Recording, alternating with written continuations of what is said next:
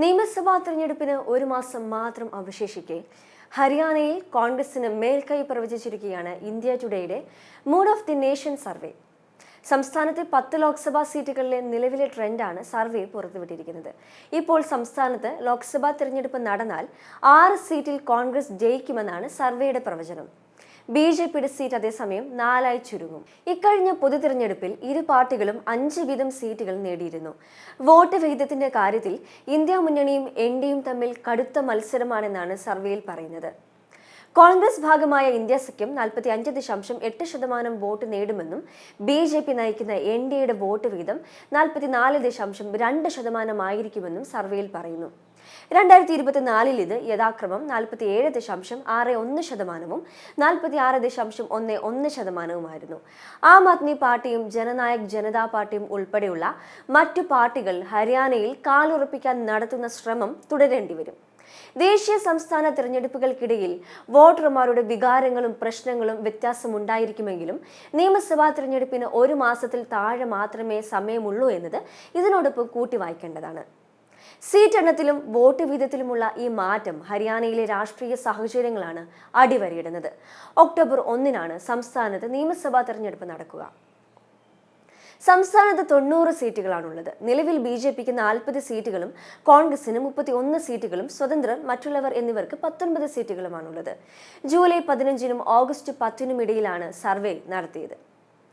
നേരത്തെ ഹരിയാനയിൽ ഒരു പാർട്ടിക്കും ഭൂരിപക്ഷം ലഭിക്കാൻ സാധ്യതയില്ല എന്നായിരുന്നു ടൈംസ് നോ മാട്രിക്സ് സർവേയുടെ പ്രവചനം. കേവല ഭൂരിപക്ഷം ലഭിക്കില്ലെങ്കിൽ ബി.ജെ.പിക്ക് മുൻതൂക്കം പ്രവചിച്ച സർവേയിൽ എൻ.ഡി.എക്ക് 37 മുതൽ 42 സീറ്റുകൾ വരെയും ഇന്ത്യ മുന്നണിക്ക് 33 മുതൽ 38 സീറ്റുകൾ വരെയുമാണ് പ്രവചിക്കുന്നത്. ജെ.ജെ.പി 3 മുതൽ 8 വരെ സീറ്റുകൾ നേടുമെന്നും മറ്റു പാർട്ടികൾ 7 മുതൽ 12 വരെ സീറ്റുകൾ അവകാശപ്പെടുമെന്നുമാണ് സർവേയിൽ പറയുന്നത്. കടുത്ത ഭരണവിരുദ്ധ വികാരം നിലനിൽക്കുന്ന ഹരിയാനയിൽ നിയമസഭാ തെരഞ്ഞെടുപ്പ് ബി.ജെ.പിക്ക് കനത്ത വെല്ലുവിളിയാകുമെന്നാണ് നിലവിലെ വിലയിരുത്തലുകൾ. ലോക്സഭാ തെരഞ്ഞെടുപ്പിന് മുന്നോടിയായി മുഖ്യമന്ത്രിയെ മാറ്റി പരീക്ഷിച്ചിട്ടും ബി.ജെ.പിക്ക് 10ൽ 5 സീറ്റ് നഷ്ടമായിരുന്നു.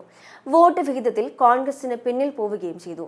2019 നിയമസഭാ തെരഞ്ഞെടുപ്പിൽ കേവല ഭൂരിപക്ഷം നേടാൻ കഴിയാതിരുന്ന ബി.ജെ.പി ഭരണം മുൻപോട്ട് കൊണ്ടുപോയത് ജനനായക് ജനശക്തി പാർട്ടിയുടെ പിന്തുണയിലാണ്. 5 വർഷവും ശക്തമായ കർഷക പ്രക്ഷോഭം അലയടിച്ച ഹരിയാനയിൽ ലോക്സഭാ തെരഞ്ഞെടുപ്പിൽ പലയിടത്തും ബി.ജെ.പി സ്ഥാനാർത്ഥികൾക്ക് പ്രചാരണം നടത്താൻ കഴിഞ്ഞില്ല.